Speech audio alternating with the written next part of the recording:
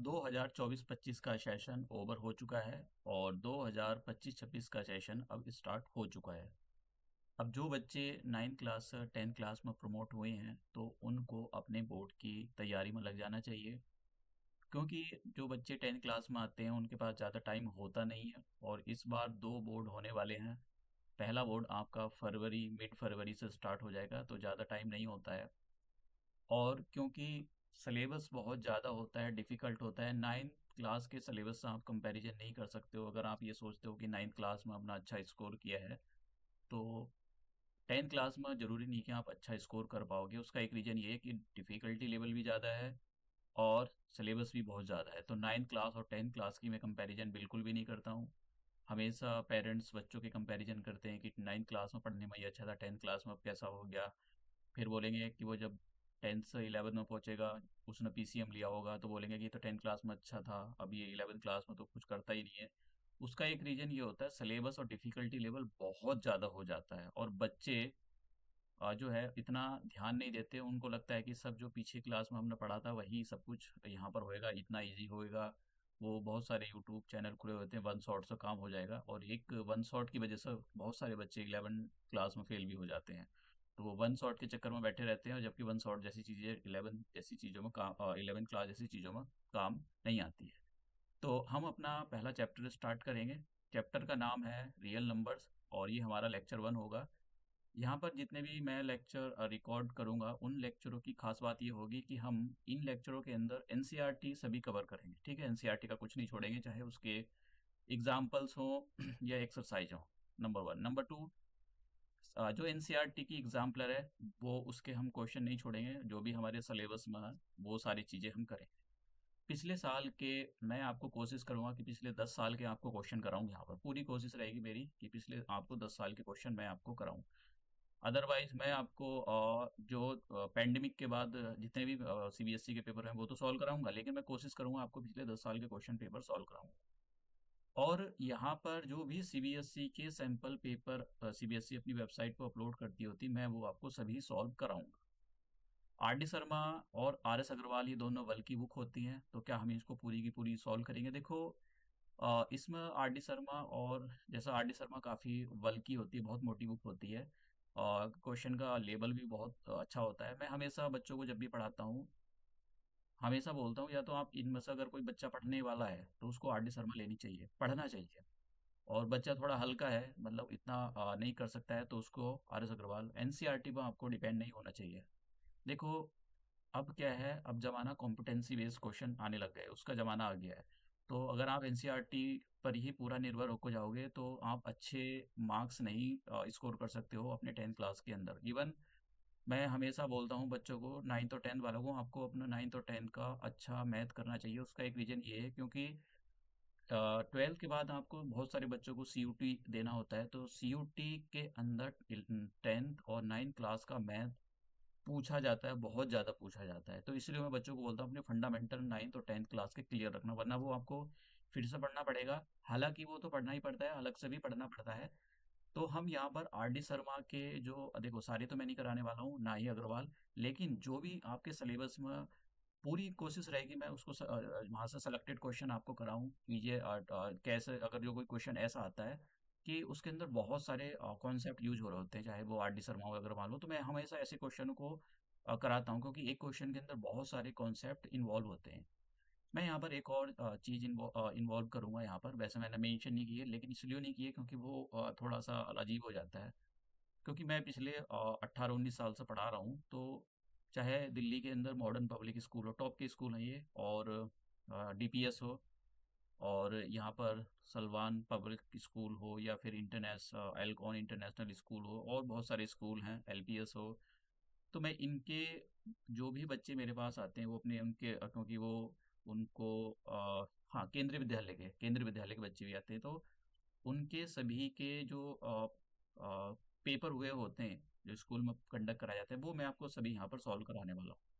तो अपनी साइड से भी कोशिश करूंगा पिछले साल के क्वेश्चन, और मैं आपको यहाँ से बेसिक से लेकर एडवांस की ओर, मतलब आपको इस लायक बनाऊंगा कि जिससे आप सारी चीज़ों को कंप्रहेंसिवली कवर कर सको।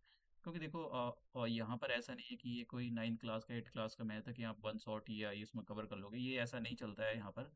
आपको बहुत ही आप अलग टाइप की एक मैथ फील करोगे 10th क्लास में, 9th क्लास में भी आप शायद नहीं करोगे। तो हम अपना ये जो है लेक्चर और स्टार्ट करते हैं। तो लेक्चर की हम स्टार्टिंग जो है मैं हमेशा जैसे चैप्टर का अगर आपने नाम देखा हो, चैप्टर का नाम है रियल नंबर। और मुझे नहीं पता कि टीचर यहाँ पर कैसा पढ़ाते हैं इस रियल नंबर्स को, लेकिन जो भी मेरा एक्सपीरियंस है मैं कोशिश करता हूँ उसको बहुत ही सिंप्लीफाइड करके बच्चों को यहाँ पर इसका ये समझाऊं। देखो, इन लेक्चरों का टारगेट ये भी है, जो बच्चे दूर दराज के एरिया में रहते हैं, वो अच्छी क्वालिटी ऑफ एजुकेशन को एक्सेस नहीं कर पाते हैं, जिनके पास रिसोर्सेज की कमी है और जिनका मैथ वीक होता है, मैंने वहाँ पर इन बच्चों का ज़्यादा ध्यान रखा है। क्योंकि ये जितने भी लेक्चर हैं, देखो मैं सेम चीज़ें पढ़ाता हूँ प्राइवेट वाला, ठीक है, प्राइवेट कोचिंग पर, और यहाँ पढ़ा रहा हूँ। तो मैं कोशिश करता हूँ कि वही चीज़ क्वालिटी ऑफ एजुकेशन मैं यहाँ पर देने की कोशिश करूँ। अपनी साइड से पूरी कोशिश रहेगी मेरी कि यहाँ पर ऐसे बच्चों का ध्यान रखा जाए जो बहुत अच्छी क्वालिटी ऑफ एजुकेशन नहीं अफोर्ड कर सकते, उनके पास पैसे नहीं है या जो भी कोई प्रॉब्लम रही है, तो मैंने यहाँ पर, या उन्होंने पैसे दे दिए हैं लेकिन उनको अच्छा टीचर नहीं मिला है, तो मैं यहाँ पर वो सारी प्रॉब्लम मतलब बहुत हद तक उनको मैं कम कर दूंगा। ठीक है, ऐसा नहीं कि मैं आपके, हाँ बिल्कुल ही एकदम आपको मैथ का एकदम आइंस्टीन या न्यूटन बना दूंगा, ऐसा नहीं है। लेकिन मैं आपको कोशिश करूंगा सिंप्लीफाइड वे में यहाँ पर सारी चीज़ों को अच्छे से एक्सप्लेन करूँ। तो हम अपना ये लेक्चर स्टार्ट करते हैं। सबसे पहले मैं यहाँ पर जब भी स्टार्ट करता हूँ, तो चाहे 9th का हो, 10th का हो, 6 का हो, 7 का हो, और 11 12 का तो अलग ही चलता है, तो वो नहीं कराता हूँ, मैं थोड़ा सा बता देता हूँ उसके अंदर। तो मैं यहाँ पर एक चार्ट से स्टार्ट करता हूँ, क्लासिफिकेशन ऑफ द नंबर। तो हम यहाँ पर नंबरों को डिवाइड करेंगे कि नंबर जो है कितने टाइप के होते हैं और क्या सिस्टम चलता है, कि हम कहाँ पढ़ रहे हैं, कौन सा चैप्टर पढ़ रहे हैं, किस लेवल पर पढ़ रहे हैं, ये भी नहीं पता होता बच्चों को। बस नाम सुन लिया रियल नंबर, बस हो गया, लेकिन वो किस लेवल पे पढ़ रहे हैं, किस कैटेगरी में पढ़ रहे हैं, उनको पता ही नहीं होता है। तो हम पढ़ेंगे यहाँ पर classification of the number.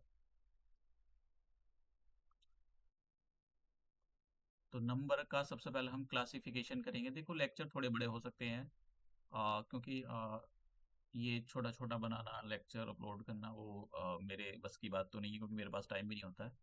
Classification of the numbers. तो नंबर्स जनरली दो टाइप के होते हैं। अगर हम बात करें नंबर्स की, तो नंबर्स दो टाइप के होते हैं। एक तो आपके होते हैं रियल नंबर्स, जो चैप्टर का नाम है रियल नंबर्स, और दूसरे होते हैं हमारे कॉम्प्लेक्स नंबर। ये जो कॉम्प्लेक्स नंबर है, जो बच्चे कॉम्प्लेक्स कॉम्प्लेक्स नंबर्स, जो बच्चे 11th क्लास में पीसीएम लेते हैं, तो वहाँ से 11th क्लास से इन कॉम्प्लेक्स नंबर की स्टार्टिंग हो जाती है। रियल नंबर आपको शुरू से ही पढ़ाया जाता है। मतलब अगर आप किसी प्राइवेट अच्छे कॉलेज में पढ़ रहे हो, प्राइवेट में, तो वहाँ से वो 6 क्लास में आपको अच्छे से पढ़ाना शुरू करते हैं। लेकिन अगर आप किसी गवर्नमेंट स्कूल में पढ़ रहे हो, तो मतलब वो समझ लो कबाड़ हो गया आपकी एजुकेशन का। गवर्नमेंट स्कूल में जनरली बोल रहा हूँ मैं, खराब ही है सिस्टम पूरा। तो मतलब कुछ कुछ ही चीज़ें हैं जो ठीक हैं, अदरवाइज तो बच्चों का फ्यूचर खराब ही है। बच्चे सरकारी स्कूल से पढ़ने के बाद जनरली वो, मतलब ऐसा नहीं, मैं एक एक दो का की बात कर रहा हूँ यहाँ पर, जनरली बच्चे सरकारी नौकरी या हालत ख़राब है सरकारी स्कूल की। जो भी हमारे देश के अंदर एजुकेशन सिस्टम ठीक चल रहा है, वो प्राइवेट की वजह से चल रहा है। सरकार ने पूरी तरह से अपने हाथ पीछे खींच रखे। सरकार पता नहीं क्यों नहीं, प्राइवेट कोचिंग वाला चल रहा है, प्राइवेट दुनिया भर की चीज़ें चल रही हैं, प्राइवेट स्कूल चल रहे हैं, कॉलेज चल रहा है। तो उसकी वजह से इनिक्वलिटी बहुत बढ़ गई है। अमीरों के पास ही जैसे मॉडर्न पब्लिक स्कूल है, बच्चे बड़ी बड़ी BMW दुनिया भर की चीज़ों से जाते हैं। मॉडर्न पब्लिक स्कूल हो गया या इंटरनेशनल, एलकॉन इंटरनेशनल, ये सारी चीज़ें मतलब, तो अब छोटा बच्चा कहाँ पढ़ पाएगा यहाँ पर, गरीबों का बच्चा। तो रियल नंबर्स के बारे में बात कर रहे थे हम। तो कॉम्प्लेक्स नंबर किस टाइप के होते हैं? कॉम्प्लेक्स नंबर के साथ में जैसे ऐसे होंगे, टू आई, आई लगा रहा होता है। एक आई एक इमेजिनरी नंबर, आयोटा बोलते हैं इसको। यहाँ पर ये पढ़ने की आपको ज़रूरत नहीं, बस मैं आपको यहाँ पर बता रहा हूँ थोड़ा सा कि किस टाइप के होते हैं। ऐसे भी इनकी जो फॉर्म होती है वो ये फॉर्म होती है। और इसको ऐसे भी लिख सकते हो, टू प्लस आई रूट थ्री। ये भी हो सकता है टू माइनस रूट थ्री, ये क्योंकि ये जो होता है इसकी वैल्यू होती है। चलो इसके हम बारे में बात नहीं करते हैं, क्योंकि ये हमारा टॉपिक नहीं है, तो बस आप समझ लो फिर वो 11th क्लास वाला खिंच जाएगा। तो ये हम 11th क्लास से पढ़ेंगे, ठीक है। ये जो सिस्टम होता है ये क्लास 11 है, क्लास 11 का मैथ है, क्लास 11 का जो मैथमेटिक्स में पढ़ाया जाता है कॉम्प्लेक्स नंबर। क्लास 10 यहाँ क्लास 10 में हम रियल नंबर में पढ़ेंगे। तो देखो रियल नंबर को दो टाइप में यहाँ पर डिवाइड किया गया है। एक तो रैशनल हो गए रियल नंबर देख लो कैसे होते हैं। तो रियल नंबर्स होते हैं जैसा आपने लिख दिया 1, 0, -1, -2, 5/2, और ये सब रियल नंबर्स हैं, और 2/5 ये सब रियल नंबर्स हैं, एग्जाम्पल है रियल नंबर्स के, ठीक है। तो आप मैं हो सकता है कि ये चीज़ें मैं थोड़ा ऊपर नीचे कर दूँ, तो आप इसको अच्छे से लिख लेना। मैं कोशिश करूँगा कि आपको एक अच्छे से सिस्टमेटिक वे से लिख कर दूँ, क्योंकि मेरा थोड़ा हाथ क्या है ना, वो बड़ी क्लास में चलता है तो छोटी क्लास वाला सिस्टम उल्टा सीधा हो जाता है जल्दी जल्दी में। तो रियल नंबर्स हमारे दो टाइप के होते हैं। रियल नंबर बता दिया मैंने आपको, आई नहीं आता है इनके अंदर। हाँ, एक और चीज़ मैं यहाँ पर और ये बता देता हूँ कि रियल नंबर जो होते हैं, real number can be represented on the number line, ठीक है। कॉम्प्लेक्स नंबर को आप नंबर लाइन से रिप्रेजेंट नहीं कर सकते। तो मैं यहाँ पर नोट में लिख देता हूँ, यहाँ पर आप इसको नोट कर सकते हो, नहीं कर सकते हो। मैं आपको ये जितने भी पीडीएफ होंगे वो सब अपने टेलीग्राम चैनल पर अपलोड कर दूंगा, वहाँ से हम डाउनलोड कर लेना, ठीक है। Real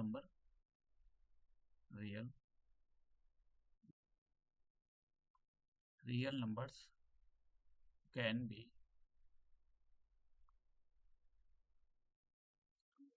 real number can be represented on the number line. और आपने नंबर लाइन देखा होगा, ये होती है नंबर लाइन। तो ये नंबर हो गया हमारे पास 0 इधर, और ये हो गया 1, ये 2, ये 3, और डॉट डॉट डॉट डॉट, ठीक है। इधर इन्फिनिटी तक चला जाता है, इधर -1, -2, -3। तो ये रियल नंबर, इनको इनको कॉम्प्लेक्स नंबर को नंबर लाइन से रिप्रेजेंट नहीं किया जा सकती है। तो यहाँ लिख देता हूँ, कॉम्प्लेक्स नंबर्स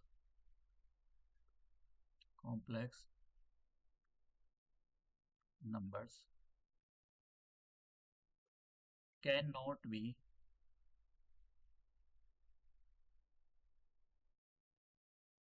रिप्रेजेंटेड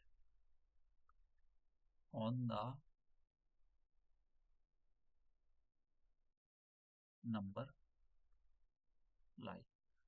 तो अगर आपसे कोई पूछे भाई रियल नंबर और कॉम्प्लेक्स नंबर के अंदर एक डिफरेंस बताओ, तो ये वाले दो पॉइंट आप कोट कर देना, ठीक है। अब ये कॉम्प्लेक्स नंबर और रियल नंबर के बारे में बात होगी। अब हम यहाँ पर जो रियल नंबर है उसका क्लासिफिकेशन देखते हैं। तो ये कॉम्प्लेक्स नंबर बस आगे नहीं पढ़ेंगे, यहीं छोड़ दिया, जितना मैंने बताना था बता दिया।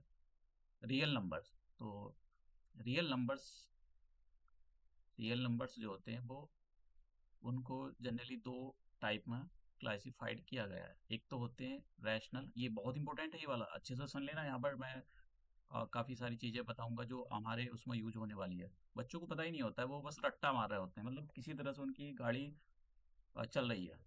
रैशनल नंबर्स, और दूसरे होते हैं इरेशनल नंबर्स। दोनों हैं हमारे सिलेबस में, इरेशनल, ठीक है। इरेशनल नंबर कैसे मिलेंगे? √2, √3, √5, पाई, ठीक है। ये सब इरेशनल नंबर। अब आप कहोगे कि ये तो पीछे कॉम्प्लेक्स नंबर के साथ में भी लिखा था, कॉम्प्लेक्स नंबर के साथ में आई भी था, √2 के साथ में आई, √3 के साथ में आई, ठीक है। तो ये इनके साथ आई नहीं लिखा हुआ है। रैशनल नंबर, रैशनल नंबर जो होते हैं ये P/Q की फॉर्म के होते हैं, ठीक है। ये जो रैशनल नंबर होते हैं, मैं यहाँ पर अभी लिखूंगा, अभी पहले लिख देता हूँ इनके एग्जाम्पल। रैशनल नंबर कैसे होंगे? रैशनल नंबर होंगे 1, 2, और इनको ऐसे लिख सकते हैं 1/2, ठीक है। किसी के फ्रैक्शन में नहीं होगा, 5/2 ऐसे होते हैं, और 2/5 ऐसे होते हैं, ये सारे के सारे, ये सॉरी। तो ये हमारे पास एग्जाम्पल हो गए, और ये एग्जाम्पल। अब जो रैशनल नंबर होते हैं, नोट में लिखते हैं हम, नोट, NOTE, नोट। तो नोट में रैशनल नंबर से हम लिखेंगे कि रैशनल नंबर की डेफिनेशन क्या है, ये बहुत इंपॉर्टेंट है। रैशनल नंबर्स ठीक है, rational numbers, rational numbers can be express, ठीक है, can be express in the, ये डेफिनेशन तो आपको लिखनी ही लिखनी, in the form of P upon Q, where P and Q are the integers, ठीक है, integers, and Q is not equal to 0। अब देखिए, ये डेफिनेशन रैशनल नंबर के आपको अच्छे से याद होनी चाहिए। जब मैं वहां पर प्रूव कराऊंगा, prove that root two root three are the irrational number, prove करके दिखाओ उसको, तो सेम डेफिनेशन यूज करूंगा मैं। बस एक चीज मुझको जो डिफरेंट यूज करना है, वो इंटीजर की जगह मैं वहां पर को प्राइम यूज करूंगा, ठीक है, ये को प्राइम वहां पर यूज करूंगा। तो इंटीजर का मतलब यहाँ पर ये नहीं यूज करूंगा, बाकी सेम जो है ये मैं उसको यूज करने वाला हूँ। अब यहाँ पर इसमें क्या होता है, ये जो इरेशनल नंबर होते हैं, इरेशनल नंबर को आप पी अपॉन की फॉर्म में रिप्रेजेंट नहीं कर सकते हो, ठीक है, they can not be, they can not be expressed in the form of, in the लिख सकते हो, in the form of P upon Q, ठीक है। अब आपके मन में एक सवाल उठ रहा होगा, ये जो रूट टू है इसके अपॉन में हम वन लगा सकते हैं? बिल्कुल, ऑफ कोर्स लगा सकते हो आप। वन एक, वन एक कैसा नंबर है? इंटीजर्स है। क्या रूट टू एक इंटीजर्स है? नहीं, रूट टू एक इंटीजर्स नहीं है। तो इसलिए आ, ये पूरी डेफिनेशन है रियल नंबर की, तो ये पूरी डेफिनेशन को फुलफिल नहीं कर पाता है। इसकी वजह से बस हम यही छोड़ देते हैं, आगे लिखने की जरूरत नहीं है, ठीक है, क्योंकि ये होना जरूरी है, पी और क्यू का इंटीजर होना जरूरी है। नहीं है तो समझ लो ये जो है रैशनल नंबर की कैटेगरी में नहीं आएगा वो। अब यहाँ पर एक कंडीशन आती है कि अगर मान लो क्यू जीरो हो जाए, मैं वैसे ही बता रहा हूँ, ऐसा जरूरी नहीं है। जैसे फाइव अपॉन जीरो हो गया, ठीक है, तो क्या लिखोगे इसको? Can not be determine, determine नहीं कर सकते हो, निकाल नहीं सकते हो, इन्फिनिटी का साइन लगा दो। तो ये होता है उसके अंदर कि आप इसको डिटरमाइन नहीं कर सकते हो। तो रैशनल नंबर के बारे में होगी, रैशनल नंबर के बारे में बात होगी। अब मैं यहाँ पर जो रैशनल नंबर है, रैशनल नंबर को दो आगे फिर से मैं जो है रैशनल नंबर को नेक्स्ट उस पर ले रहा हूँ पेज पर। रैशनल नंबर्स, तो रैशनल नंबर्स को फिर से दो पार्ट में डिवाइड करेंगे हम। रैशनल नंबर्स, मैं यहाँ पर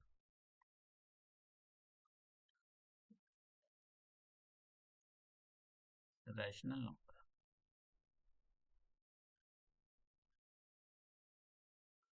तो रैशनल नंबर्स जो होते हैं वो, इनको दो पार्ट में डिवाइड किया जाता है।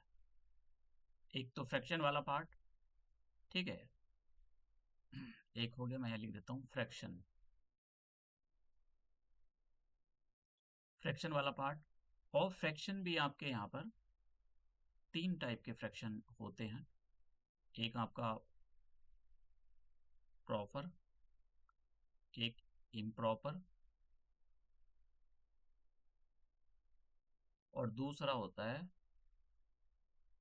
मिक्स्ड फ्रैक्शन, ठीक है। जैसे प्रॉपर में टू अपॉन फाइव, इसका एग्जाम्पल ज़्यादा नहीं लिखूंगा मैं यहाँ पर। इम्प्रॉपर में फाइव अपॉन टू, और मिक्स फ्रैक्शन में वन अपॉन टू, ठीक है, two and one upon two. Integers के अंदर, इंटीजर्स, तो इंटीजर्स जरा समझो। इंटीजर्स जो होते हैं इनको आप नंबर लाइन पर रिप्रेजेंट कर सकते हो। देखो, सबको नंबर लाइन पर रिप्रेजेंट कर सकते हो, और रियल नंबर को सबको रिप्रेजेंट कर सकते हो, इनको भी कर सकते हो, सबको कर सकते हो। लेकिन मैं इंटीजर की बात बता रहा हूँ, तो थोड़ा सा एक समझाने का तरीका है, और कुछ नहीं है। यहाँ पर जीरो लिखो, यहाँ वन, यहाँ टू, यहाँ थ्री, और यहाँ पर फोर। ऐसे ही आप उधर निगेटिव डायरेक्शन में जा सकते हो, उसके निगेटिव डायरेक्शन में उसको आप माइनस वन माइनस टू लिख सकते हो। तो दूसरी साइड हम लिख लेते हैं -1, और यहाँ पर लिखते हैं हम -1, -2, -3 और -4। ठीक है। अब देखो, यहाँ से बहुत सारी चीज़ें निकलती हैं। बोर्ड में यहाँ से क्वेश्चन पूछा गया था 2023 में पूछा गया था, हाँ 23 में, शायद 22 में, 23 में पूछा गया था। मतलब एक नंबर का क्वेश्चन था, जैसे मैं बोलता हूँ कॉम्पिटेंसी बेस्ड क्वेश्चन का वेटेज बढ़ गया है। तो अब वो कहाँ से आते हैं निकल कर, वो यहाँ से ही आते हैं। अगर मैं इन नंबरों की बात करूँ, ये जो नंबर होते हैं, ठीक है, जिसके अंदर जो 1 से स्टार्ट हो रहे होते हैं, तो इनको हम नेचुरल नंबर बोलते हैं। नेचुरल, भैया ये 11th क्लास में जिनको पीसीएम लेना है, वो पहला चैप्टर ये इसी से स्टार्ट होगा, तो आपको पता होना चाहिए। तो रैशनल नंबर क्या होते हैं? 1, 2, रिलेशन फंक्शन है पहला चैप्टर 11th क्लास का। 12th क्लास का भी, 11th क्लास 12th क्लास का भी पहला चैप्टर रिलेशन फंक्शन है, तो आपको अच्छे से तैयार करके जाना पड़ेगा। ये सब उसके अंदर फंडामेंटल क्लियर होने चाहिए आपके। और नेचुरल नंबर्स 1, 2, 3, 4 आगे तक बताइए सबको। तो क्या बोल सकते हो? Smallest natural number is 1। बहुत मतलब बड़ा बेसिक सा क्वेश्चन पूछा था, और कुछ बच्चे गलत भी कर जाते हैं। स्मॉलेस्ट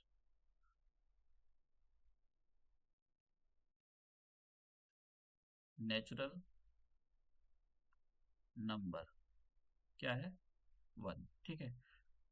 अगर आप इस के अंदर, जैसा आपने 1 से स्टार्ट करा, अगर आप जीरो भी इंक्लूड कर लो तो, ठीक है, जीरो भी इंक्लूड कर लो, तब ये होल नंबर बन जाता है। तो तब ये क्या बनता है? Whole number.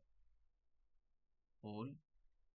मैं आज फिर से बोलूँगा आपको, ये सारी चीज़ें कोई, मुझे नहीं पता कि कोई कैसे क्या पढ़ाता है, लेकिन आपको ये आनी चाहिए। यहाँ से एक एक नंबर वाले क्वेश्चन पूछे जाते हैं। अभी मैं आपको जब क्वेश्चन सॉल्व कराऊंगा पिछले साल के, जब आपको दिखाऊंगा कि ये बहुत कितनी इंपॉर्टेंट है। तो होल नंबर कहाँ से स्टार्ट होते हैं? जीरो से स्टार्ट होंगे। Zero, 1, 2, 3 dot dot dot. तो हम क्या बोलेंगे? हम ये बोलेंगे स्मॉलेस्ट, और स्मॉलेस्ट होल नंबर। यहाँ पर ये स्टार बना देता हूँ, जिससे smallest whole number, smallest whole number 0 है। ठीक है। और इनको क्या बोलते हैं? ये जो इधर दूसरी साइड नंबर चले गए, इनको हम क्या बोलते हैं? इनको बोलते हैं हम निगेटिव इंटीजर। ठीक है। इनको बोलते हैं हम निगे निगेटिव। ठीक है।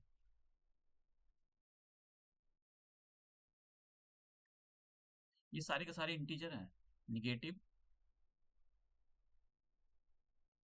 इंटीजर्स। तो निगेटिव इंटीजर्स कहाँ से स्टार्ट होते हैं? मैं ये वाला हटा देता हूँ, वो 11th क्लास वाला फंक्शन में यूज होता है, इसलिए बार बार लिखा जाता है। तो ये फंक्शन स्टार्ट होते हैं। अब हम चलेंगे ये नेचुरल नंबर के अंदर, और वहाँ पर चीज़ें चीज़ों को निकालेंगे उसमें से, कि उसमें से काफ़ी सारी चीज़ें निकलती हैं। तो अगर आप नेचुरल नंबर को देखो, तो इसके अंदर इवन ऑड होते हैं। तो इवन ऑड नंबर होते हैं नेचुरल नंबर के अंदर। तो मैं यहाँ लिख देता हूँ इवन नंबर। इवन नंबर लिख लेते हैं हम। Even numbers. तो इवन नंबर्स क्या होते हैं? 2, 4, 6, 8। एपी के अंदर पढ़ो यहाँ इसको। 10, 12 dot dot dot. Odd numbers. तो ऑड नंबर्स क्या होते हैं आपके? 1, 3, 5, 3 और 7 डॉट डॉट डॉट। अब यहाँ पर जो बात ध्यान देने वाली वो ये है कि स्मॉलेस्ट ऑड नंबर इज 1 और smallest even number is 2।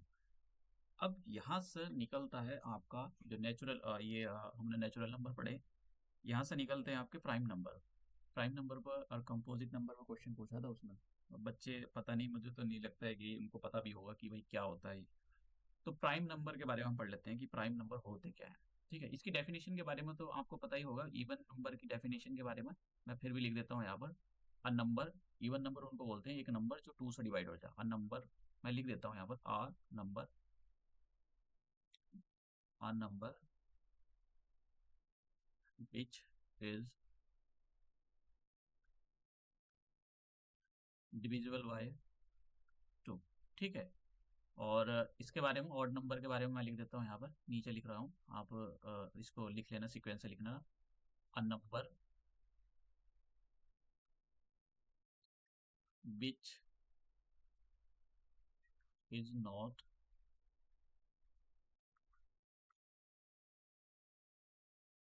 Divisible by 2।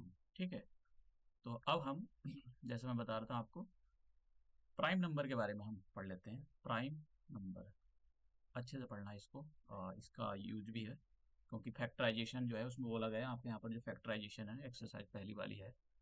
तो प्राइम फैक्टराइजेशन से आपको मतलब उसके H C F L C M method निकालना होता है, मतलब प्राइम फैक्टराइजेशन मैथड है, तो पहले आपको पता होना चाहिए प्राइम फैक्टर होते क्या। तो प्राइम नंबर्स देखते हैं हम, प्राइम नंबर्स किसको बोलते हैं। देखो, प्राइम नंबर्स के बारे में पहले मैं लिख देता हूँ यहाँ पर, प्राइम नंबर्स होते क्या है। प्राइम नंबर्स एक 2 होता है हमारे पास, अभी बताऊंगा इसका, इसके बारे में इसको लिख देता हूँ। और 2 के बाद हमारा 3, 3 के बाद 5, 7 और 11, 13। कुछ नंबर मैं जरूर लिखूंगा यहाँ पर, मतलब सारे लिखूंगा 100 तक, क्योंकि देखो क्वेश्चन आ सकता है, आपको थोड़े पता होना चाहिए, हम लोग छोटी क्लासों में भी पढ़े होंगे।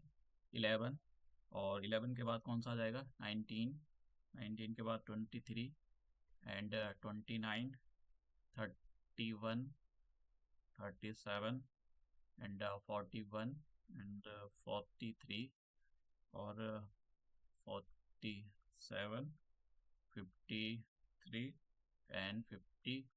ये 53 लिखा है, ठीक है, फिर मैं इसको ठीक से लिख देता हूँ, 53। और 51 मत बोल देना भैया, वरना गड़बड़ हो जाएगी। 51, क्योंकि 51 जाता है टेबल में। 53 हो गया, 59 हो गया, 61 and 67 and 71 and 73, then 79, 83 and 89, and last one is the 97. तो how many prime numbers are there between 1 to 100, that is the, ये टोटल होते हैं 25। नंबर याद करने की जरूरत नहीं है। अब यहाँ पर अभी सुनो, तो प्राइम नंबर बोलते किसको हैं। प्राइम नंबर तो आपने लिख लिए कि प्राइम नंबर होते हैं सारे, लेकिन प्राइम नंबर बोलते किसको, देखो, प्राइम नंबर ऐसे नंबर को बोला जाता है, एक नंबर, सिंपल सी लैंग्वेज पता होना चाहिए आपको, बहुत ही ज़्यादा कॉम्प्लेक्सिटी बने जाएंगे। एक नंबर जो 2 से डिवाइड हो, सॉरी, एक नंबर जो 1 से डिवाइड हो, और नंबर इटसेल्फ, ठीक है, और नंबर इटसेल्फ, जैसा आप ले लो 2, तो 2 किससे डिवाइड होगा, 1 से डिवाइड होगा और अपने आप से डिवाइड होगा। 3 लो, 3 किससे डिवाइड होगा, 1 से डिवाइड होगा, अपने आप से डिवाइड होगा। 5 अपने आप से, 5 से। तो प्राइम नंबर जो होते हैं वो केवल अपने आप से डिवाइड होते हैं और 1 से डिवाइड होते हैं, और किसी से डिवाइड नहीं होती है। ठीक है, तो यही प्राइम नंबर की डेफिनेशन है। और नंबर मैं यहाँ लिख देता हूँ नोट में, ये आपको पता होनी चाहिए। और नंबर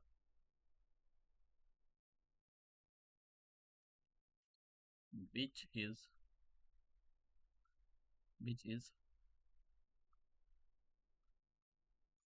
divisible by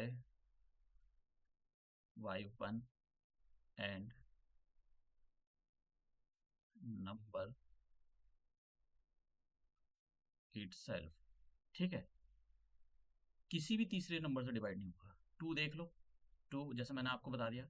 और सबसे 2 जो है ओनली इवन प्राइम नंबर, यहाँ पर आपको इसके बारे में पता होना चाहिए। जो 2023 में, शायद 22 में, मुझे एग्जैक्टली नहीं याद रहा है, वो क्वेश्चन आया था, तो वो उसमें यही था कि आपको एस सी एफ निकालना है। एक तो एस सी एफ किसका निकालना है, एस सी एफ ही एस सी एफ पूछा था उसने, composite number, first smallest composite number and smallest prime number, even prime number. अब बताओ, मतलब बच्चों को भी एक नंबर का क्वेश्चन एमसीक्यू की फॉर्म में पूछा था। तो दूसरा नोट क्या है, दूसरा नोट हमारे पास ये है कि 2 is the only even prime number. ठीक है, और कोई आपको इवन प्राइम नंबर नहीं होगा। और ये क्या है, स्मॉलेस्ट, और and also and also the smallest prime number, smallest prime number. तो ये आपको पता होना चाहिए, नहीं पता है तो देखो प्रॉब्लम हो सकती है आपको। नेक्स्ट मैं आपको बताता हूँ एक, जो कंपोजिट नंबर होता है, कंपोजिट नंबर्स, कंपोजिट नंबर जो होते हैं प्राइम नंबर के उल्टे होते हैं। तो कंपोजिट नंबर देखते हैं हम।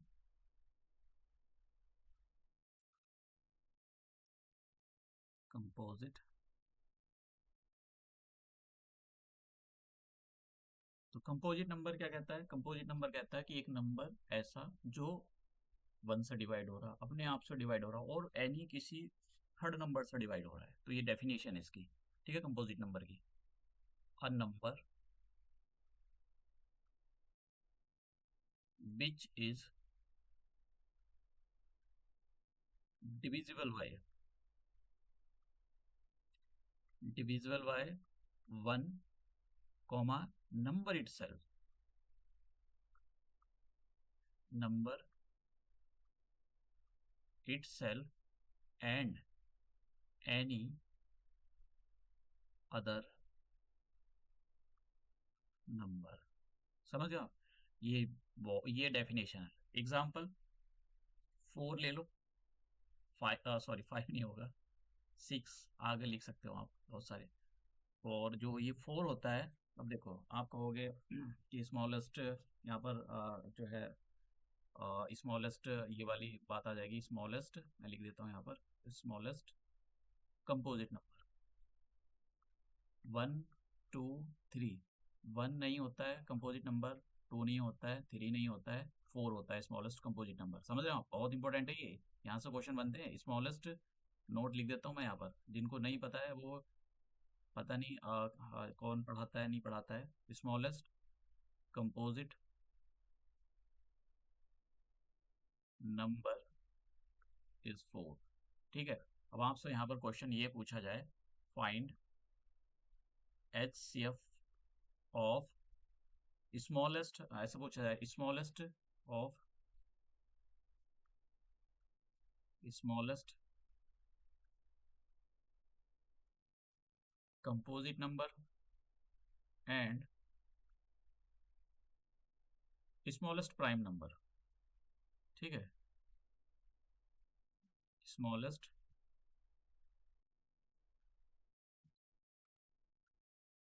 Prime number. अब वहाँ पर बच्चे बैठे रहेंगे, वो लेफ्ट राइट आगे पीछे इधर उधर करते रहेंगे, वो तुक्का मार के गलत करेंगे। आपको नहीं पता है कि जो स्मॉलेस्ट कंपोजिट नंबर क्या होता है, 4 होता है। स्मॉलेस्ट प्राइम नंबर क्या होता है, नहीं पता है। तो आंसर कितना आ जाएगा? HCF इसका आ जाएगा 2। मैं अभी कराऊंगा आपको ये क्वेश्चन आगे, लेकिन मैं ये कह रहा हूँ कि आपको ये सारी चीज़ें आनी चाहिए। ये कोई मैं फालतू का आपको नहीं पढ़ा रहा हूँ कि आप सोच रहे हो, मैं आपको बिल्कुल बेसिक ABCD से पढ़ाकर आपको एडवांस की ओर ले जा रहा हूँ। अगर आपको ये नहीं आता है तो समझ लो मतलब आपके क्वेश्चन, अब मुझे नहीं पता कि आपका लेवल क्या है, आप कैसा पढ़ना चाहते हो, कितने मार्क्स सिक्योर करना चाहते हो, लेकिन मैं आपको एक बात और बताना चाहता हूँ। कुछ मतलब अभी हो क्या रहा है कि बोर्ड को ना बच्चे या पेरेंट जो भी है उन्होंने ऐसा कर लिया है कि 10th क्लास के बोर्ड को, कि 10th क्लास का बोर्ड जो होता है एक बस उसमें नाम वाम होता है, पिता माता का नाम, तुम्हारा डेट ऑफ बर्थ, बस इसके काम आता है। तो मुझे लगता है शायद उनकी जो है उनको नॉलेज ज़्यादा नहीं है, वो इसलिए ऐसा बोलते हैं। अगर आप हायर एजुकेशन के लिए जाते हो, मैं IIT की बात नहीं कर रहा हूँ, मैं बात कर रहा हूँ IIMS की बात, या फिर बड़ी यूनिवर्सिटी में पढ़ने, ऑक्सफोर्ड जैसी यूनिवर्सिटी में पढ़ने के लिए जाते हो, वहाँ पर आपका जो स्कोर, ओवरऑल स्कोर बनाया जाता है, वो 10th क्लास का सर्टिफिकेट, 12th क्लास का सर्टिफिकेट, ग्रेजुएशन का सर्टिफिकेट, इन सभी को जोड़कर एक्सपीरियंस का सर्टिफिकेट बनता है आपका, आपको जो भी तो ओवरऑल स्कोर बनता है। तो 10th क्लास वाले को आप इग्नोर मत करना। हाँ जी, अगर आपको कोई सरकारी नौकरी करनी है तब तो वो ठीक है, बस उसमें और कुछ करने की ज़रूरत नहीं, लेकिन आपको हायर एजुकेशन के लिए जाना है तब आपको ये सब जो है मैं आपको बोलूँगा कि आपको पढ़ना चाहिए। तो यहाँ पर लिख देता हूँ, मैं एग्जाम्पल लिख देता हूँ ये, ठीक है। तो ये बहुत मतलब बड़ी चीज़ होती है कि बच्चों को जो है पता ही नहीं होता है, कि वो इसलिए बहुत ही, और CUT आपको देना है 12 के बाद, तो आपको 10th क्लास का ये आना चाहिए। ये सब पूछा जाता है भैया, कभी आप सोच रहे हो कि इसको हल्के में ले रहे हो। तो हम यहाँ पर अपनी जो है प्राइम फैक्टराइजेशन, मैंने आपको बता दी कि प्राइम फैक्टर होते क्या हैं, प्राइम फैक्टर कैसे होते हैं। अब कैसे एचसीएफ वो फैक्टर कैसे करते हैं ये मैं आपको बता देता हूँ। मैं पहले से एक एग्जांपल ले लेता हूँ, छोटा सा एग्जांपल लूँगा जिससे आप प्राइम फैक्टर कर सको। हालांकि मैं आपको ये सारी चीज़ें धीरे धीरे सिखाऊंगा, फिर भी आप समझ लो। देखो, जैसे मान लो हमको प्राइम फैक्टर करने हैं, क्वेश्चन हमारे पास ये है कि क्वेश्चन है प्राइम फैक्टर करो। देखो यहाँ पर तुम्हारे सिलेबस में जो है प्राइम फैक्टराइजेशन मेथड से ही फैक्टर करने हैं। प्राइम फैक्टर ऑफ 72, 72 के ले लेते हैं। तो आप क्या काम करो, 72 को 2 से डिवाइड कर लो। फिर 2 से डिवाइड, देखो प्राइम नंबर से डिवाइड करना होता है सबसे छोटा प्राइम नंबर होता है, 2 से डिवाइड करो। जब तक 2 से डिवाइड हो रहा है 2 से करते जाओ। फिर उसके बाद दूसरे प्राइम नंबर पर 3 पर, 3 से डिवाइड जहाँ तक होगा करते जाओ। फिर तीसरे नंबर पर प्राइम नंबर करते जाओ। ठीक है, तो 2 से डिवाइड करोगे आप तो कितना आ जाएगा, यहाँ पर 2 से करोगे तो ये आ जाएगा 18, 2 से करोगे 9 आ जाएगा। तो अब 2 से नहीं होएगा, 3 से कर लो। तो 3 से करोगे तो कितना आ जाएगा, 3 टाइम्स। और ये ठीक है, तो इसको कैसे लिखोगे आप, इसको लिखोगे 72 को, 72 के जो प्राइम फैक्टर आ गए, तो 72 के प्राइम फैक्टर आ गए 2 मल्टीप्लाई 2 मल्टीप्लाई 2 मल्टीप्लाई 3 मल्टीप्लाई 3, और 2 की पावर 3 मल्टीप्लाई 3 की power 2, that is the prime factorization. ये होता है प्राइम फैक्टराइजेशन। अब ये जो मैंने किया है ये प्राइम फैक्टराइजेशन मेथड है, लेकिन इन्हें ना जो एनसीईआरटी वालों ने ना मतलब कुछ चीज़ों को अच्छा मतलब वो ठीक करना चाहते थे, लेकिन ठीक करने के चक्कर में उन्होंने उसको और बिगाड़ दिया है। ठीक है, तो ऐसा नहीं है कि जो भारत सरकार ने किताब बनाई है वो सबसे अच्छी है, सबसे अच्छी किताबें नहीं है कि भाई आप सोच रहे हो कि भाई एनसीईआरटी के बलबूते हम सब कुछ कर सकते हो, नहीं कर सकते हो। आपको प्राइवेट वाला, इसलिए मैं बोल रहा हूँ कि जो हमारा एजुकेशन बार बार बोल रहा है, एजुकेशन सिस्टम को एलीट टाइप का बनाया गया है।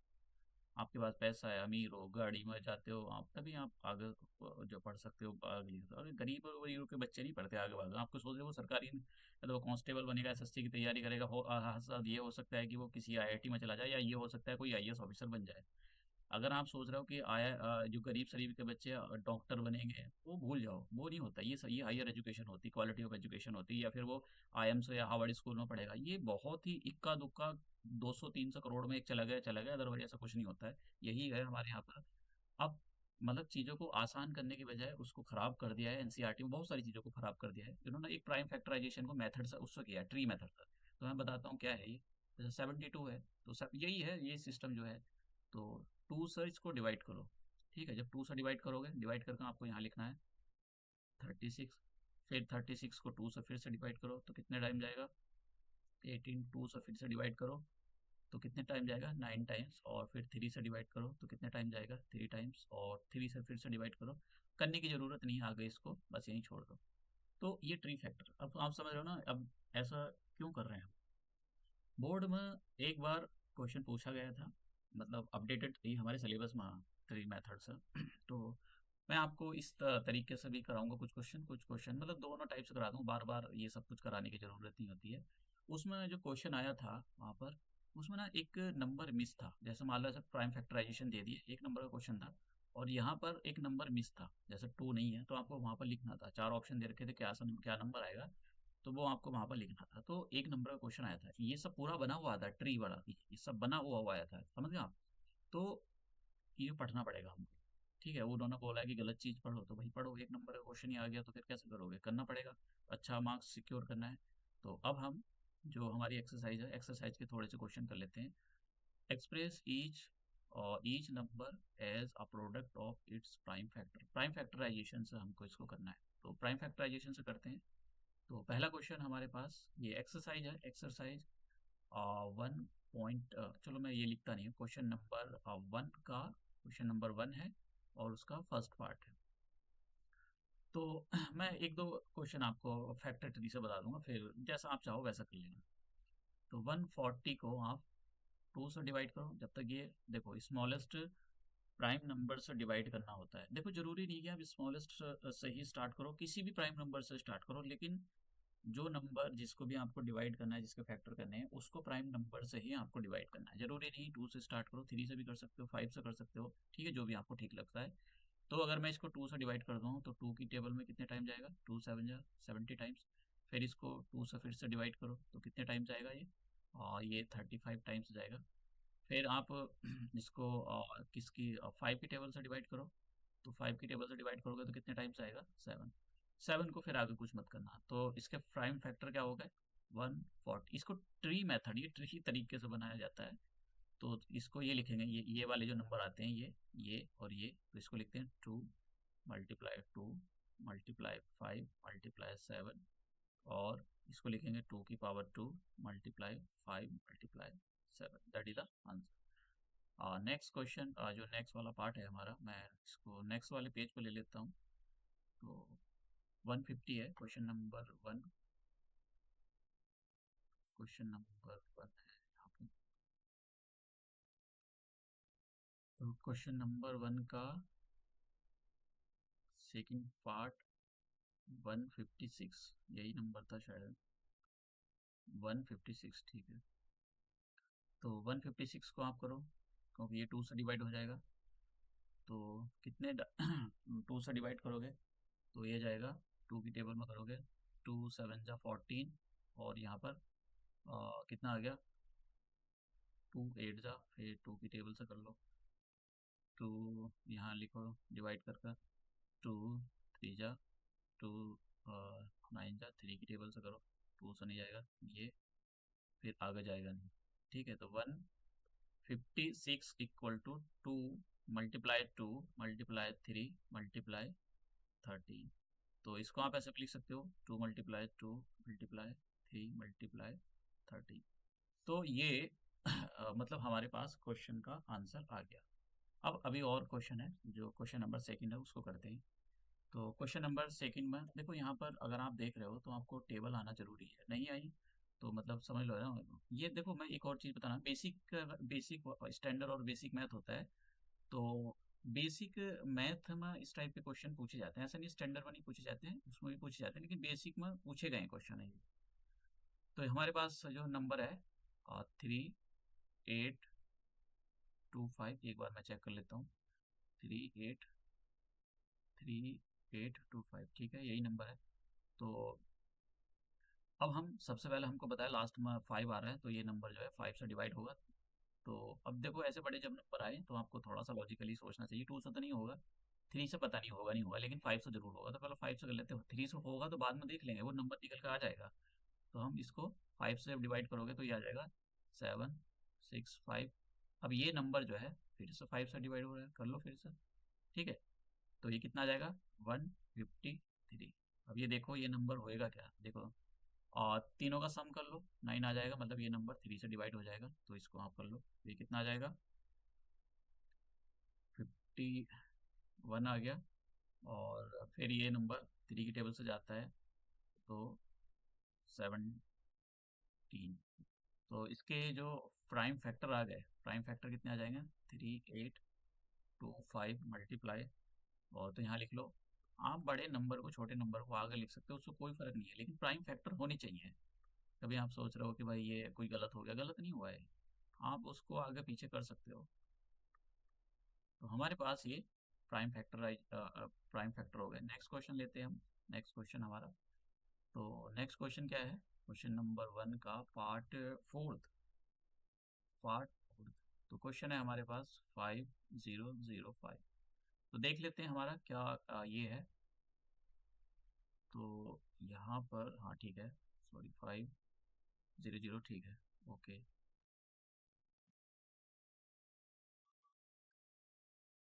हाँ ठीक है, तो ये 5 से जाएगा, तो हम इसको 5 से डिवाइड करते हैं। तो 5 से जब डिवाइड करोगे तो 1001, इतने टाइम से जा रहा है। अब देखो ये नंबर किससे जाएगा, ये नंबर अगर आप देख रहे हो तो ये ना तो 2 से जाएगा, ना 5 से जाएगा, ना 3 से जाएगा, ये जाएगा सीधा 7 से। तो 7 से अगर आप करोगे इसको डिवाइड, तो 7 से कितने टाइम जाएगा, क्योंकि 5 से इसलिए नहीं जाएगा, लास्ट में 5 नहीं आ रहा है या ना 0 आ रहा है, तो तब अगर डिवाइड हो जाता है तो ये 7 से 143 टाइम्स जाएगा। और अब कितने, 11 से जा रहा है, देखो 11, इन दोनों का सम पता होगा आपको, 3 और ये जो पहली डिजिट और लास्ट की डिजिट, इनका सम जो है 4 आ रहा है, मतलब बीच वाले के इक्वल, तो मतलब ये जो है 11 से डिवाइड हो रहा है। तो 11 से कितने टाइम डिवाइड होगा, 13 टाइम डिवाइड होगा। तो कितना आ गया इसका फैक्टर? आप देखो ऐसे भी कर सकते हो, जैसे मैं आपको बता रहा था वो ये मैं इसलिए बता रहा हूँ, देखो ये कोई गलत नहीं होता है, लेकिन ट्री मेथड से जैसे मैंने बताया क्वेश्चन पूछा गया था, मिस कर दिया था एक नंबर, तो फिर उसकी वजह से जो है वो मतलब फिर आपको वो आना ही चाहिए। तो मैं ऐसा नहीं कि ये कोई गलत होता है, ये प्राइम फैक्टराइजेशन मेथड ही होता है।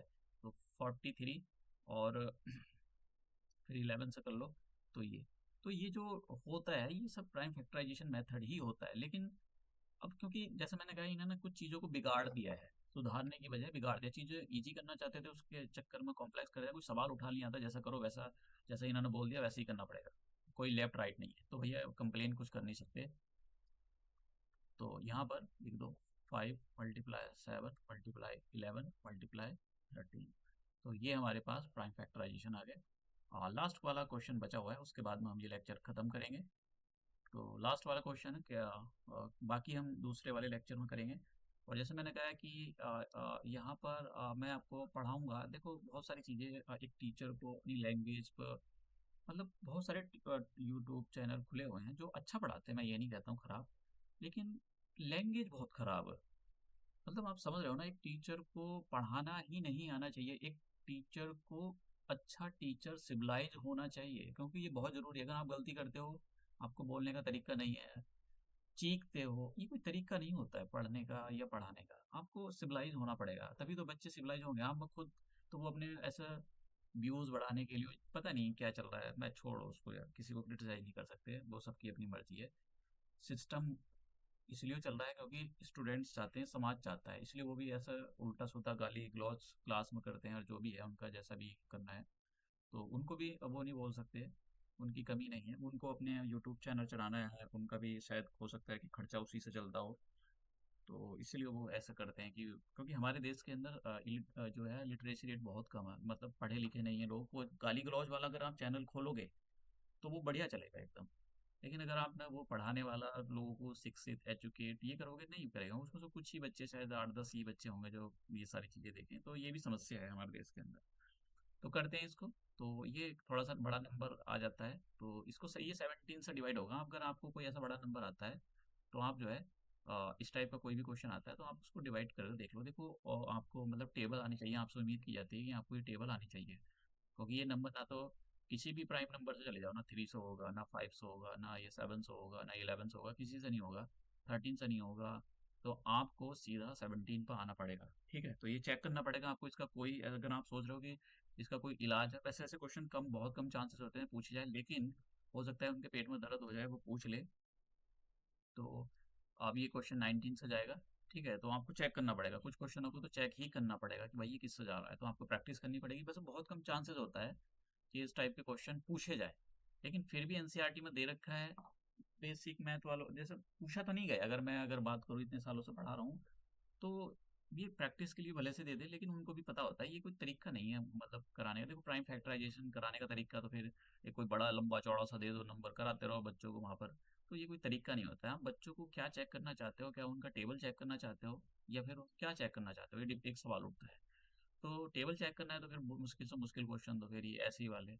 अगर आपको कॉन्सेप्ट चेक करना है तो फिर इजी क्वेश्चन में भी मतलब इजी नंबर में भी कॉन्सेप्ट चेक किया जा सकता है। तो क्वेश्चन का कॉन्सेप्ट चेक करने के लिए भी बच्चे मतलब जो है ये टीचर पेपर बनाते हैं, ना कि ये सब कैलकुलेशन वाला। तो मैं, अगर आपको नहीं भी आता है आप अवॉइड कर सकते हो इसको, क्वेश्चन को, ज़रूरी नहीं कि ये करो। तो ये हमारे पास प्राइम फैक्टराइजेशन का मेथड कंप्लीट हो गया। तो हम ये अपना जो लेक्चर है यहीं पर समाप्त करते हैं। और फिर से मैं यही बोलूँगा कि आपको, अगर आपके पास एक अच्छा टीचर जो भी है, आप मुझे तो नहीं पता है, तो आप इन रिसोर्सेज का फ़ायदा उठा सकते हो। मैंने अपने इस प्लेटफॉर्म पर बहुत सारी चीज़ें, मैं अलग अलग सब्जेक्ट पढ़ाता हूँ, अलग अलग क्लासों को पढ़ाता हूँ। यहाँ पर आपको सीयूटी के भी मैंने लेक्चर अपलोड किए हुए हैं, तो उनके भी आप जाकर देख सकते हो। और काफ़ी साल से मेरा टीचिंग एक्सपीरियंस है, मैंने अलग अलग कोचिंग में पढ़ाया है। तो हम अपना ये लेक्चर यहीं समाप्त करते हैं, और आई होप कि आपको चीज़ें अच्छे से समझ में आई होंगी, और अच्छे से मैंने कोशिश की है कि आपको एक्सप्लेन करके समझाऊं कहाँ से कैसे क्वेश्चन आते हैं। तो नेक्स्ट लेक्चर के अंदर हम वहाँ पर जो है नेक्स्ट क्वेश्चन देखेंगे, और मैं रोज़ एवरी डे एक लेक्चर, अगर आपको कोई भी प्रॉब्लम है तो आप बीच कमेंट बॉक्स में छोड़ सकते हो, कोई क्वेश्चन है, कुछ पूछना है तो आप छोड़ सकते हो, मैं कोशिश करूँगा कि आपके आंसर का आपके क्वेश्चन का रिप्लाई किया जाए। तो हम ये अपना लेक्चर यहीं समाप्त करते हैं और अपने नेक्स्ट लेक्चर में मिलते हैं।